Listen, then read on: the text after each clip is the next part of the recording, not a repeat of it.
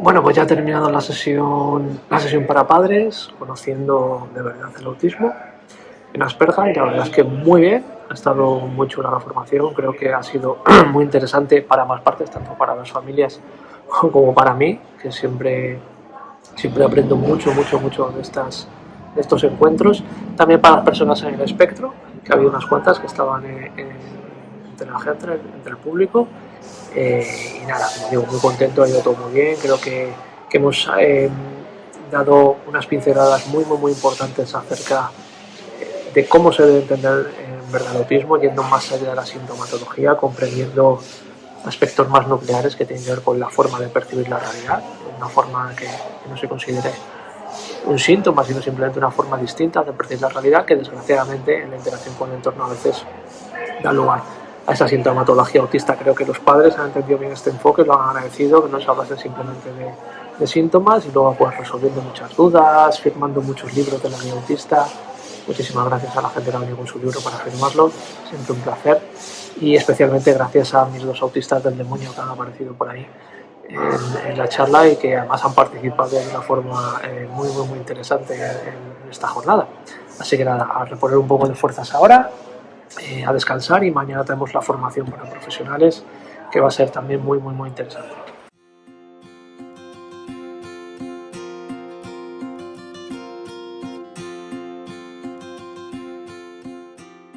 ¿Qué es lo que más te ha gustado de impartir esta formación?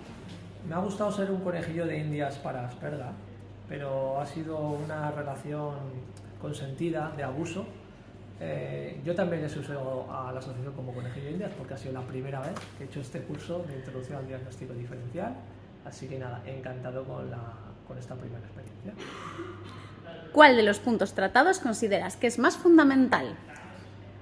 Pues es una pregunta complicada, porque precisamente cuando estaba realizando esta formación, el sentimiento que me provocaba es que todo era muy importante. Y de hecho me he dejado muchas cosas que considero que tenían que estar incluidas. Pero creo que una de las partes más importantes es saber que el diagnóstico de autismo es un diagnóstico que es complejo, que es muy difícil, que incluso en casos que nos parecen muy evidentes tenemos que ser tremendamente exhaustivos porque está en juego el futuro de personas y familias. No tenemos que dar nada por sentado y tenemos que tomarnos el tiempo necesario para realizar este diagnóstico.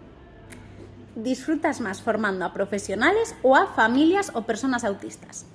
Disfruto más con las personas en el espectro. Lo siento, para mí mi vocación son las personas autistas y me debo a ellas y debo mi carrera profesional a ellas y luego pues, también familias y profesionales. Pero si tengo que elegir, evidentemente me quedo con los autistas. ¿Qué le dirías a un profesional sanitario que esté viendo este vídeo?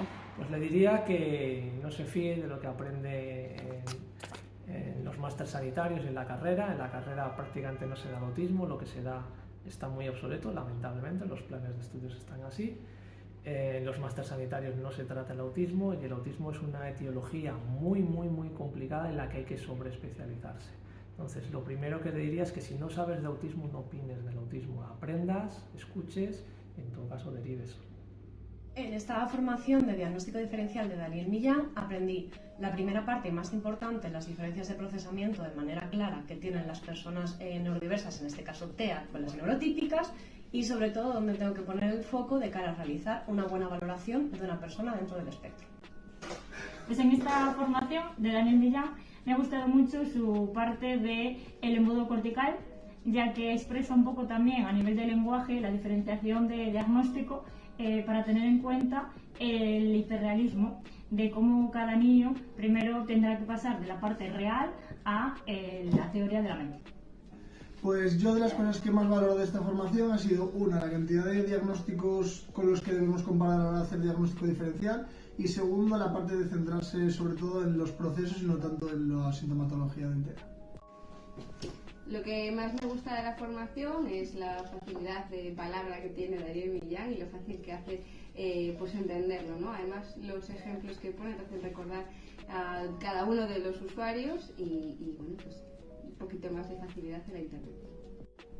A mí lo que más me ha gustado de esta formación es, por un lado, conocer un poquito más del déficit de incoherencia central y, a mayores, toda la parte que nos ha explicado sobre historia del autismo y de trastornos con los que hay que comparar a nivel de neurodesarrollo. Hola, ¿qué tal? Probando, se me escucha bien, haciendo viento aquí en Galicia. presencial. Sí, ¿no? Va a ser que no. Bueno, familias, pues ya estamos en el aeropuerto de Santiago esperando el vuelo que, para variar, se ha retrasado de vuelta a Palma. Y nada, aprovecho estos momentos de relativa tranquilidad en el aeropuerto tras haber hecho un intento en el paseo marítimo de A Coruña de comentaros estas cositas infructuoso, como habéis podido ver.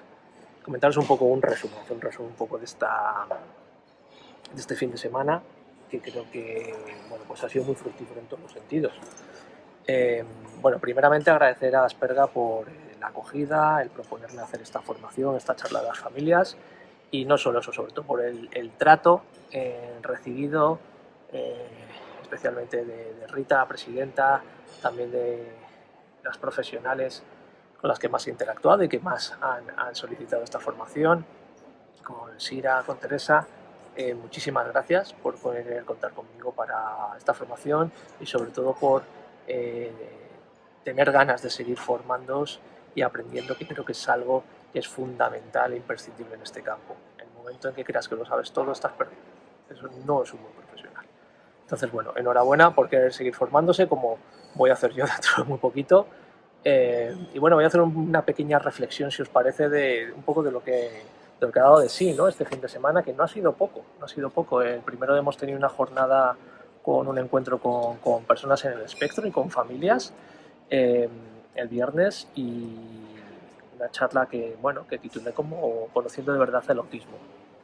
Vuelvo a hacer hincapié en que es importante que las familias, aunque no tienen que convertirse en los profesionales de sus hijos, os tenéis que empoderar en conocimiento sobre lo que es el autismo. Para empezar a respetar la propia condición de vuestros familiares, ¿no? El autismo no es un conjunto de síntomas, no es un conjunto de problemas, como nos quieren hacer ver los diagnósticos, ¿no? Y a veces los profesionales que determinan que la persona está dentro del espectro, ¿no? Sino es algo mucho más. Estamos hablando de un sistema de procesamiento distinto, diferencial, que hay que conocer, porque si no lo conoces, al final solo nos quedamos con la parte de las dificultades que se causan en la interacción con el entorno, y eso es tremendamente injusto, para empezar, para las propias personas en el espectro. El diagnóstico no es un listado de taras, debe ser un listado de conocimiento sobre procesos. Es decir, es como cuando, perdón por la comparación, tú cuando te compras un coche, no te fijas solo en lo que no puedes hacer, te fijas en lo que puede hacer, ¿no? El potencial que tiene. Esto, aunque parezca un símil absurdo, es pura realidad. Tenemos que fijarnos en esos aspectos neuropsicológicos, que son diferenciales en autismo, para comprenderlo de verdad. Y también es importante en el tema del diagnóstico, algo que hice hincapié en la siguiente jornada. Y bueno, pues el primer curso, ¿no? La primera edición de introducción, porque evidentemente es solo una mera introducción a un tema tan complejo como el diagnóstico diferencial en autismo. De un tiempo a esta parte estoy muy preocupado por estos diagnósticos a veces express, ¿no? De 2 tardes, 3 tardes, 4 horas que se suelen hacer en muchos sitios, y me preocupa porque no sé si se tiene en cuenta, creo que no, porque si se tiene en cuenta, echando cuentas es imposible, todo lo que hay que valorar en neurodesarrollo. Hice en esta formación un pequeño checklist que fuimos completando a medida que avanzamos en el curso, y no son pocas cosas las que hay que tener en cuenta. Por supuesto, esto no es exhaustivo, pero yo diría que es lo mínimo que hay que conocer, que hay que controlar, que hay que manejar en el día a día cuando se trabaja en el campo del diagnóstico del autismo, ¿no? Para empezar, tenemos que saber, que me parece increíble que esto es un dato que no se tenga en cuenta desde el principio, que el autismo es solo uno de los varios posibles trastornos que hay del neurodesarrollo. Es decir, el autismo comparte una categoría global con otra serie de trastornos que evidentemente hay que conocer, como el trastorno del desarrollo intelectual, los trastornos del desarrollo del lenguaje o del habla, trastornos específicos del aprendizaje, el TDAH, los trastornos del desarrollo motor y algunos otros no especificados. Es decir, esto, para empezar, tenemos que saber en qué categoría se encuadra el autismo cuando hay una sospecha de autismo y iniciamos una valoración de autismo, porque evidentemente son con las que comparten más sintomatología, más dificultades similares, y tenemos que tenerlos en cuenta como una posibilidad muy cercana de que no sea autismo, sino que sea otra cosa muy similar, ¿vale? Entonces es súper importante que esto lo tengamos en cuenta. Evidentemente, si hablamos de neurodesarrollo, tenemos que conocer el desarrollo humano, es decir, el desarrollo neurotípico. Tenemos que conocerlo, tenemos que conocer esos hitos evolutivos que marcan el desarrollo normotípico y que cuando no se cumplen se detectan esas señales de alarma que evidentemente también hay que conocer. Hay que conocer esos hitos evolutivos que al principio son más motores, son más anatómicos, después pasan a ser más cognitivos, después los conductuales, dependiendo de la edad de desarrollo de la persona. Eso evidentemente hay que conocerlo. Esto es como, al menos si no conocerlo, tener como esa visión de esa tabla periódica que tienen los químicos, decir, ¿y a dónde tengo que mirar, ¿no? cuando hay algo? Eso hay que analizarlo. Tenemos que conocer también las posibles causas de los trastornos del neurodesarrollo. Sí, hay posibles causas. No solo está la causa genética, que sabemos que está ahí, que está siempre, pero hay también circunstancias ambientales que pueden provocar la aparición de algunos de los trastornos del neurodesarrollo. Tenemos que conocer las causas, tenemos que valorarlas y tenemos que investigar ahí, ¿no? Como digo, tenemos que conocer esos hitos evolutivos, tenemos que conocer esas señales de alarma, ¿de acuerdo? Luego ya tenemos que entrar en conocer, evidentemente, muy bien los criterios clínicos que hay para diagnosticar el autismo, ¿no? Y cómo han evolucionado estos a lo largo de los años. En autismo, en neurodesarrollo, yo diría que en toda disciplina clínico-sanitaria tenemos que formarnos de manera continua porque los paradigmas y los criterios cambian. Hay nuevas investigaciones y se producen a veces pequeñas variaciones, pero a veces grandes variaciones. Y es muy lamentable ver a profesionales que están diagnosticando utilizando manuales de criterios clínicos muy desfasados. No hablo del DSM-5 sin revisar, hablo del DSM-3 incluso, ¿no? Con diagnósticos de autismo residual, por ejemplo. Entonces tenemos que estar al pie del cañón en ese sentido y estar en continua revisión y también revisar los manuales antiguos para ver cómo ha sido la evolución y de dónde venimos y hacia dónde vamos, ¿no? Creo que es súper importante. Aparte, es una de las cosas que comenté en el curso, es fundamental que conozcamos cómo ha sido, aparte de esta historia, ¿no?, de evolución de los criterios clínicos, ciertos aspectos, los aspectos neuropsicológicos que al final, lo que os decía al principio, configuran ese neurotipo autista. Es importante que los conozcamos porque muchas veces en el diagnóstico diferencial tenemos que ir más allá de esa sintomatología clínica, porque solo con la sintomatología clínica podríamos encajar a esa persona en una multitud, una mirada de diagnósticos o de trastornos o de condiciones distintas y esos criterios a veces son muy ambiguos o no son suficientes para concretar las dificultades que está teniendo y enmarcarlo en un cuadro diagnóstico concreto. Entonces tenemos que ahondar mucho más allá en esa etiología del autismo y profundizar en esos aspectos neuropsicológicos que son clave en el autismo. Ya hay algunas áreas que son clave, que son muy difíciles que se den en conjunción en otra serie de condiciones y trastornos. Entonces muchas veces tenemos que ir más allá de la sintomatología, por ejemplo, en aquellos casos en los que no es evidente o a lo mejor incluso no hay mucha sintomatología presente, es decir, no hay un malestar clínicamente significativo presente, e ir más a esos procesos a nivel neuropsicológico que no hablan tanto de síntomas, sino hablan de distinto estilo de procesamiento.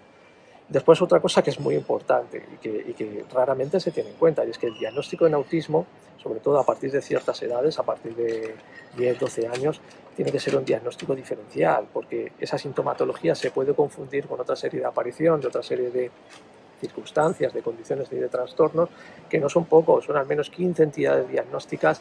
Todo el mundo ve esos trastornos del neurodesarrollo, sobre TDAH, trastorno del lenguaje, pero hay muchos más. Estamos hablando de trauma, estamos hablando de trastornos disociativos, estamos hablando de trastornos de tipo esquizoide, estamos hablando también de discapacidad intelectual, estamos hablando de mutismo, estamos hablando de TCA, estamos hablando de trastornos disociativos, trastornos de personalidad, que es un tema tremendamente complejo.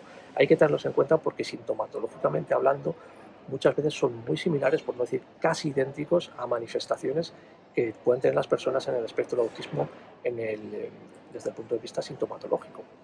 Tenemos que conocer esa parte. Además, también, evidentemente, tenemos que evaluar. ¿Cómo evaluamos? Bueno, pues tenemos que conocer todos los protocolos de evaluación que hay para evaluar esas áreas que tenemos que analizar cuando hacemos un diagnóstico de autismo. No solo es el ADR, no solo es el ADOS2, porque esos son para autismo. Pero si sospechamos en el diferencial, porque hay que sospechar de que puede haber otra cosa, ¿cómo evaluamos? Hay que evaluar funciones neuropsicológicas, hay que evaluar lenguaje, hay que evaluar capacidad intelectual, hay que evaluar capacidad simbólica, hay que evaluar conductas adaptativas, hay que evaluar el aspecto emocional, el reconocimiento emocional, hay que evaluar habilidades empáticas, muchas cosas, y eso requiere una serie de conocimientos acerca de pruebas a nivel psicométrico, también de cuestionarios de screening que hay que conocer y hay que saber aplicar junto con la persona, que tenemos que manejar en nuestro día a día. Importantísimo. Y aparte, en autismo hay una parte, bajo la redundancia, perdonad, del autismo más desconocido, que es el autismo femenino, por ese sesgo que sabemos que hay un poco en cuanto a los datos de prevalencia, que realmente no son reales, porque solo se refieren casi siempre a datos recogidos en niños. Sabemos que la manifestación en niñas es distinta, se escapan de los cribajes, de los mecanismos de detección tempranos. También las herramientas clásicas de detección de autismo están más enfocadas en varones y se detectan mucho más tarde. Tenemos que conocer el autismo femenino, tenemos que conocer fenómenos como el masking autista, que también serán varones, pero principalmente serán mujeres. Y esto como poco. Luego también tenemos que hablar, y hablamos de cómo iniciar la evaluación, sabiendo que hay un principio y no hay un final, sabiendo que una evaluación puede durar 15 sesiones de 1 hora o puede durar 40 sesiones o 50 o 70, las que sean, porque es un proceso que se tiene que abrir pero no cerrar hasta que estemos convencidos de ese resultado, que puede ser y es determinante para la vida de una persona y de una familia. Estuvimos hablando de cómo hacer una devolución de diagnóstico, cómo escribir un informe de diagnóstico. Aspectos muy complejos y que son sumamente importantes en todo el proceso. Así que nada, esto ha sido la primera edición de este curso de Introducción al Diagnóstico Diferencial en el Autismo.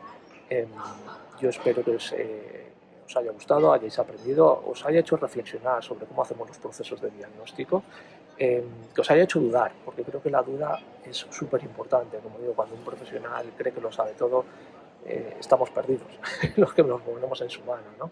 Esto es una ciencia que está en continuo avance, en continuo expansión de conocimiento, y es imposible saberlo todo.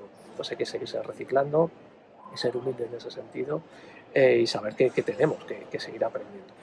Agradecer muchísimo a Asperga de nuevo, agradecer a las personas que llegaron de fuera de la asociación, porque no ha sido solo una formación para Asperga lo ha organizado, han llegado personas de toda parte de La Coruña, también de fuera de Coruña, de Asturias, por ejemplo. Bueno, y espero que esta formación haya sido fructífera, y bueno, si estáis en alguna entidad, asociación y queréis replicar esta formación en alguna otra asociación, alguna otra ciudad, encantado por mi parte, escribidme un correo electrónico y lo planificamos. Así que nada, familia, esperando a que venga mi avión, que creo que va a tardar un poquito, me despido de este vídeo y nada, de nuevo muchísimas gracias a los asistentes, tanto personas en el espectro, familias y profesionales, y nos vemos en la próxima.